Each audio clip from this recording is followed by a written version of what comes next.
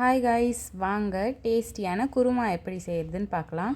தக்காளி, பூண்டு, புளி, பச்சை மிளகாய், தேங்காய், அதுக்கப்புறம் சீரகம், பட்டை, கிராம்பு, இது எல்லாத்தையும் நீங்கள் இதில் ஆட் பண்ணிக்கோங்க.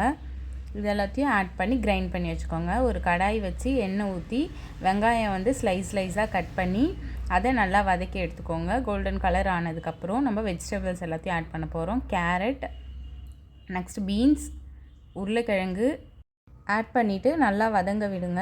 வதங்கினதுக்கப்புறம் கத்திரிக்காவை நல்லா அரிஞ்சு வச்சுக்கோங்க. அரிஞ்சு வச்சுட்டு கத்திரிக்காவையும் ஆட் பண்ணி வதக்கிட்டு நம்ம பேஸ்ட்டாக அரைச்சி வச்சதை எடுத்து இது வதங்கினதுக்கப்புறம் இதில் ஆட் பண்ணி கிண்டி விடுங்க. தண்ணி வேணும்னா நீங்கள் ஊற்றிக்கலாம். அதுக்கப்புறமேட்டுக்கா மிளகாத்தூள் 2 டேபிள் ஸ்பூன் ஆட் பண்ணிக்கோங்க.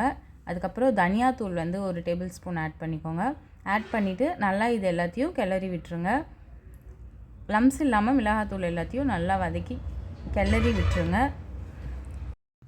நல்லா கொதிக்க விடுங்க. கொதித்ததுக்கப்புறம் குழம்பு நல்லா சுண்டி வரும். சுண்டி வந்ததுக்கப்புறமேட்டுக்கா மேலே கொத்தமல்லி தழை, கருவேப்பிலை ஆட் பண்ணி ஆஃப் பண்ணிவிடுங்க. இதை நீங்கள் ரைஸ், இட்லி, தோசை, சப்பாத்தி எது கூட வேணால் வச்சு சாப்பிட்லாம். Hope you guys like this video and thanks for watching. Subscribe.